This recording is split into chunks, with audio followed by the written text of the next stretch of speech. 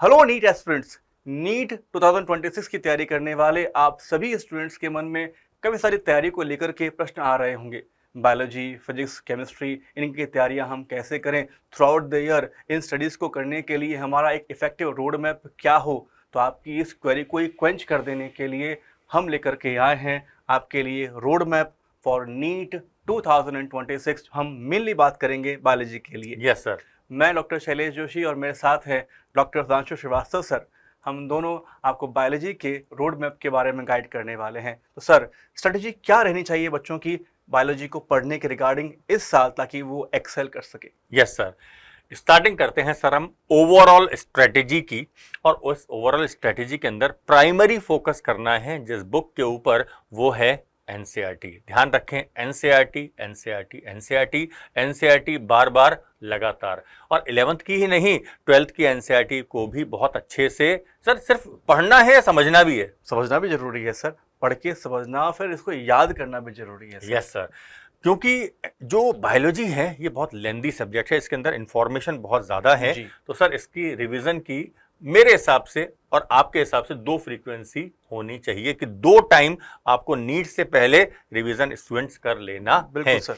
Daily. लगभग 2 से 3 घंटे का टाइम आपको बायोलॉजी के लिए निकालना ही निकालना है। मिनिमम 2 आवर्स और मैक्सिमम 3 आवर्स, इतना सफिशिएंट है सर। रिसोर्सेज की बात करें तो NCERT text book, NCERT based questions, इसके अलावा प्रीवियस ईयर क्वेश्चंस ये नहीं भूलने हैं। सर इस बार का पेपर बहुत टफ था और ऐसा पेपर नीट के इतिहास में कभी भी नहीं आया। इसके अलावा तो आपको स्टूडेंट्स मॉक टेस्ट भी देने हैं। और अगर आपको लगता है कि भाई एनसीईआरटी के अलावा कोई और अपने को स्टडी मटेरियल चाहिए तो वो आपको रेफर बिल्कुल करना चाहिए बायोलॉजी के अंदर। अब सर ये तो मैंने बताई ओवरऑल स्ट्रेटेजी। जी सर। फर्स्ट 4 मंथ में क्या पढ़ना चाहिए? एग्जैक्टली सर, अगर हम सेशन को 8 मंथ में डिवाइड करें, जहां पर कि हम हमारे सिलेबस को पूरा करने वाले हैं, उसमें शुरुआत के 4 मंथ में आपको 11th की बायोलॉजी कंप्लीट कर लेनी चाहिए, जिसमें कि एनसीईआरटी की एक्टिव रीडिंग बहुत जरूरी है। yes, ऐसा नहीं कि नोबल की तरह सिर्फ और सिर्फ पढ़ते ही रहें, उसको लाइनों को पढ़ें, समझें, फिर उन कॉन्सेप्ट्स को लर्न करें और आगे बढ़ें। इस तरीके से अपने कॉन्सेप्ट्स को डेवलप करें। और बार बार एनसीईआरटी को पढ़ना बहुत जरूरी है, मल्टीपल रीडिंग बहुत जरूरी है एनसीईआरटी की। यानी कि सर इनको चिंतन और मनन भी करना है। बिल्कुल सर। और साथ ही साथ जब ये पढ़ रहे हों, इन 4 मंथ के अंदर इनको एनसीईआरटी बेस्ड क्वेश्चंस भी सॉल्व करने हैं, ताकि आपकी तैयारी है एनसीईआरटी को लेकर के बेहतरीन हो सके। इस ड्यूरेशन में 11th में आपको diversity in the living world, आप जानते ही हैं, structure organisation in animals and plants, cell structure and function, plant physiology और ह्यूमन फिजियोलॉजी, ये आपको पढ़ लेने हैं, 11th पूरी कर लेनी है। तो ये तो बात रही शुरुआत के 4 मंथ की। लेकिन सर 11th के बाद 12th काफ़ी इंपॉर्टेंस होल्ड करती है। ये तो बात रही नींव की, लेकिन जो मंजिल बननी है 12th की, उसके लिए क्या किया जाए? सर अभी आपने नींव की बात करी है। अभी नई एनसीईआरटी के अंदर स्ट्रक्चरल ऑर्गेनाइजेशन एनिमल्स के अंदर एनिमल टिश्यू हटा दिया गया है। और जब एनिमल टिश्यू पढ़ाया जाता है, टीचर जब एनिमल टिश्यू पढ़ाते हैं तो स्टूडेंट्स बोलते हैं सर ये क्यों पढ़ा रहे हैं आप? लेकिन उन्हें मालूम होना चाहिए कि एनिमल टिश्यू का जो रेफरेंस है वो ह्यूमन फिजियोलॉजी में है और ह्यूमन रिप्रोडक्शन में जरूर आएगा। इसके बिना ह्यूमन फिजियोलॉजी और 12th का ह्यूमन रिप्रोडक्शन आप नहीं पढ़ सकते हैं, नहीं समझ सकते हैं। तो और मैं यहाँ पर एड ऑन कर दूं सर कि ठीक इसी तरीके से मेरिस्टेम, हालांकि मेंशन तो खैर नहीं है, लेकिन डिफरेंशिएशन, रीडिफरेंशिएशन, इस तरह के जो कॉन्सेप्ट्स हैं, इनको समझने के लिए, प्राइमरी स्ट्रक्चर ऑफ प्लांट को समझने के लिए मेरिस्टेम की वो बेसिक नॉलेज बहुत ज़रूरी हो जाती है आपके लिए। यानी कि सर ये जो 4 मंथ्स की ये पढ़ाई करेंगे तो उसमें टीचर्स पर इनको अंधा विश्वास रखना पड़ेगा। बिल्कुल, जो टीचर्स पढ़ा रहे होंगे। बिल्कुल सर, है ना, बिल्कुल ब्लाइंड फेथ करना होगा स्टूडेंट्स आपको। बात करते हैं नेक्स्ट 4 मंथ्स की। अभी सर ने जैसा आपको बताया कि पहले 4 महीने में आपको 11th पूरी कर लेनी है और बाद के 4 महीने में आपको 12th पूरी कर लेनी है। लेकिन सर अब ये स्टूडेंट सोच रहे होंगे कि बायोलॉजी में 11th क्लास में 19 चैप्टर्स हैं और 12th में 13 चैप्टर्स हैं, फिर भी ये कह रहे हैं सर लोग कि 4 महीने पढ़ने हैं 11th में, 11th के लिए, और 4 पढ़ने। ऐसा सर, ऐसा क्यों?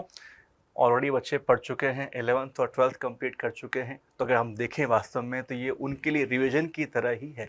Yes sir. तो 11th वाला पार्ट हालांकि लॉन्ग है, लेकिन उसमें जो पार्ट आता है कंपैरेटिवली आपको ऐसे मिलेंगे जो कि बेसिक्स से जुड़े हुए हैं। फॉर एग्जाम्पल सेल की हम बात करें तो बेसिक्स का सब्जेक्ट है वो अपने आप में। और ऐसे ही सर यहाँ पे जेनेटिक्स जो है, जेनेटिक्स एंड इवोल्यूशन बहुत लेंथी चैप्टर्स हैं जी, इसमें काफी ज्यादा टाइम लगता लगने है। वाला है। तो स्टूडेंट्स आपको नेक्स्ट 4 मंथ में ये यूनिट्स कंप्लीट कर लेनी है 12th की। रिप्रोडक्शन जिसके अंदर 3 चैप्टर्स आ रहे हैं, sexual reproduction, flowering plant, human reproduction जी, and reproductive health, then genetics and evolution, बिल्कुल sir. Biology in human welfare, welfare, biotechnology sir biotechnology, बहुत इंपॉर्टेंट है, बायोटेक्नोलॉजी, हाई यील्डिंग चैप्टर है अपने आप में। और आपका फेवरेट इकोलॉजी, इकोलॉजी, इसमें से भी काफी सारे काफी सारे क्वेश्चंस क्वेश्चंस आते आते हैं। ही हैं सर। और सर ये हमारी रिकमेंडेशंस हैं, आप इन चैप्टर्स को अपनी ईज के हिसाब से, अपनी लर्निंग के हिसाब से, अपने पास्ट एक्सपीरियंस के हिसाब से एडजस्ट कर सकते हैं, चेंज कर सकते हैं, पर ये रिकमेंडेशन की तरह ही है। अब सर 4 मंथ हो गए 12th के लिए, जी। 4 मंथ हो गए 11th के 11th के लिए। लिए अब बात करते हैं सर रिवीजन की। फर्स्ट रिवीजन में लगभग कितना टाइम लगना सर चाहिए? इसके बाद हम देखें तो 3 महीने लगभग बच जाते हैं अगर हम आज से काउंट करना शुरू करें। तो शुरुआत के जो 2 महीने हैं उनमें आप अपनी एनसीईआरटी को कंप्लीटली एक बार अच्छे से रीड कर लीजिएगा। आपको मल्टीपल टाइम इस ड्यूरेशन में एनसीईआरटी को रीड कर लेने की रिक्वायरमेंट है। 11th-12th पूरा आपको इस 2 मंथ में देख लेना है, पढ़ लेना है।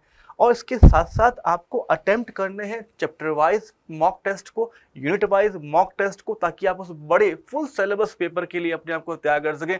इस वक्त तक आते-आते आपके मेजर टेस्ट शुरू होने वाले होंगे या हो चुके होंगे, ताकि आप भी अपने आप को उस एनवायरनमेंट के लिए एडजस्ट कर पाएँ। इसके अलावा आपको आपके जो नोट्स हैं, क्योंकि एनसीईआरटी जब पढ़ते हैं सर तो हर बार हमें नई बातें देखने नई के लिए बातें देखने को मिलती हैं तो जब सर। बच्चे जब पढ़ेंगे इसको मल्टीपल टाइम तो कुछ नई बातें मिलेंगी उनको, और वो अपने शॉर्ट नोट्स के अंदर जो कि उन्होंने थ्रू आउट द ईयर बनाए हैं उन्हें अपडेट कर सकते हैं। और साथ में उन्होंने जब शुरुआत में वो एनसीईआरटी पढ़ रहे थे तो ट्रिकी लाइंस आप लोगों ने ऑब्जर्व की थी, उनको भी एक बार आपको दोबारा से देख लेना है, बुकमार्क कर लेना है, उनको रीलर्न कर लेना है। और साथ में जो टेक्निकल टर्म्स वहां पर दी हुई हैं, जो बोल्ड लेटर्स में एनसीईआरटी में टर्म्स लिखी हुई होती हैं, उन्हें बेहतरीन तरीके से याद कर लीजिएगा। एग्जाम में उनके आने की पॉसिबिलिटी एवरी ईयर की तरह ब्राइट ही रहती है। सर क्या सिर्फ एनसीईआरटी की थ्योरी से काम चल जाएगा? नहीं सर, एनसीईआरटी में जो यूनिट वाइज प्रीफेस है वो पढ़ना होगा। जैसा कि आप कहते हैं कि समरी बहुत ज़रूरी है, तो समरी भी बहुत ज़रूरी है। और साथ में जो क्वेश्चंस दिए हुए हैं एनसीईआरटी में वो भी पढ़ने ज़रूरी हैं, उनमें से भी ऑब्जेक्टिव क्वेश्चन बन जाते हैं। और जैसा कि सर आपने कहा था कि भाई जो प्रैक्टिकल नोटबुक है उस पर भी ध्यान देने की रिक्वायरमेंट है। यस सर, उसमें पेडिग्री एनालिसिस वाला आपका क्वेश्चन था। बिल्कुल, वो हमने कहा कि भाई क्वेश्चन आया था। वहाँ पर जो पेडिग्री एनालिसिस दिया हुआ है उस प्रैक्टिकल की नोटबुक के अंदर जो सर्कल में डॉट वाला जो वहाँ पर नोटेशन है जो कि इंडिकेट कर रहा था, उस पर बेस क्वेश्चन आप लोगों ने ऑब्जर्व किया एग्जाम के अंदर। तो जरूरी हो जाता है सर कि समरी, प्रीफेस, प्रैक्टिकल, थ्योरी के साथ साथ वो जरूर ऑब्जर्व करें। और हमारे टीचर्स इन सबको एक साथ मिलाकर के आपके सामने लेकर के आते हैं। आप तो एनसीईआरटी की उस बुक को देखते हैं, हमारे teachers PYQs, practical notebook, NCERT इन सबको समराइज करके लेकर के आते हैं। लेकिन सर ये 2 मंथ निकल जाने के बाद अब एग्जाम के आने में 1 मंथ बचा हुआ है और बच्चों की टेंशन और हार्ट बीट दोनों ही बहुत हाई है। एड्रेनालिन हार्मोन का सीक्रेशन काफी बढ़ा हुआ है यहाँ पर। तो सेकंड रिवीजन में सर कम से कम 1 महीना, कम से कम क्या आप मान सकते हैं कि 1 महीने के आसपास टाइम लगना चाहिए। अब इसमें आपको बहुत तेजी से पूरे सिलेबस का रिवीजन करना है और प्रीवियस ईयर क्वेश्चंस करने ही करने हैं, ये मस्ट है। फोकस करना है लास्ट ईयर के प्रीवियस ईयर क्वेश्चंस पर। इसके अलावा प्रैक्टिस करनी है आपको फुल सिलेबस टेस्ट की। अब यहाँ पर लिखा हुआ है एवरी संडे पर, जैसे सर ने कहा कि आप अपनी ईज के अकॉर्डिंग इस पढ़ाई को कर सकते हैं। तो हो सकता है कुछ स्टूडेंट 2 दिन में एक बार फुल सिलेबस टेस्ट दें, कुछ स्टूडेंट 3 दिन में एक बार दें, कुछ स्टूडेंट संडे के संडे दें। साथ में रीड करना है एनसीईआरटी की थ्योरी को, समरी को, क्वेश्चंस को, प्रीफेस को। और ध्यान रखने वाली बात यह है कि आपके जो टेस्ट हो रहे हैं उसका आपको एनालिसिस करना है। जो क्वेश्चंस रॉन्ग हो रहे हैं उन कॉन्सेप्ट्स को बहुत अच्छे से आपको वापस देखना है। सर हम लोग क्या कर सकते हैं इन स्टूडेंट्स के लिए? सर हम लोग आप सभी के लिए लेकर के आए हैं अचीवर्स कोर्स, जो कि मई 26 को स्टार्ट होने वाला है। आपको ये सभी गाइडेंस वहाँ पर मिलने वाली है। आपकी जो स्टडीज़ होने वाली हैं उसको आप वहाँ पर इजीली एक ड्यूरेशन में आप स्टडी कर पाएंगे। आपको इस कोर्स में एक एक्स्ट्रा एडवांटेज मिलने वाला है। आपको यहाँ पर मेंटरशिप मिलने वाली है। जो कि आपको गाइड करेंगे। इसके अलावा 24/7 डाउट का सपोर्ट आपको यहाँ पर मिलता है। जैसा कि मैंने कहा कि हमारे टीचर्स जो हैं हॉलिस्टिक वे में आपको पढ़ाते हैं, तो आपको कई सारी परेशानियों से वो दूर कर देते हैं। आपकी तैयारी बहुत बेहतरीन होने वाली है इस अचीवर कोर्स में। सर लेकिन मेरे ख्याल से इस रिजल्ट को दिखाना भी जरूरी हो जाता है सर। लेकिन एक बात मेरे को यहाँ समझ में नहीं आई कि 15 इयर्स में 25 ranks, how is it possible sir? Sir ये जो 25 वैल्यू है ये जेई प्लस प्री मेडिकल दोनों को मिलाकर Yes, के sir. है। और इसलिए- स्टूडेंट्स एक रिजल्ट और है यहाँ पर नीट 2024 का 25 को तो अब आएगा आने वाला है सर। सर, इसके बारे में अच्छा कुछ बताइए ना। सर अगर मैं इस रिजल्ट को ऑब्जर्व करूं, बहुत ही बेहतरीन रिजल्ट है हमारा।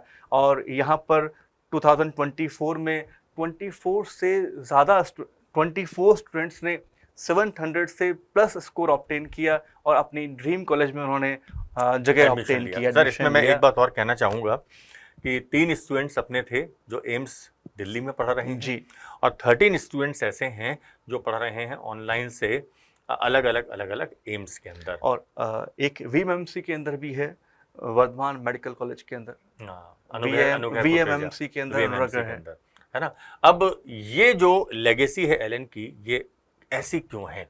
इसका रीजन है largest pool of experience faculties, बहुत अच्छा रिसर्च एंड डेवलपमेंट जो स्टडी मटेरियल है जिसकी बात हम लोग आगे करने वाले हैं, और ये है एक dedicated support team.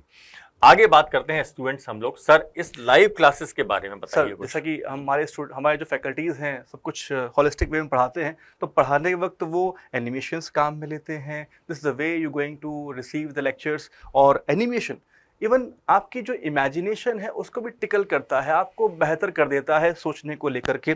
Sir Einstein ने कहा भी था, मैंने थोड़ा सा आपको बीच में रोक दिया, बिल्कुल सही कहा आपने। Imagination is more important then knowledge. Exactly sir, imagination जो है वो इंटेलिजेंस का साइन है। जब आप एनिमेशंस को देखते हैं तो आप कहीं ना कहीं इमेजिनेशन को असिस्ट होता हुआ ऑब्जर्व करते हैं।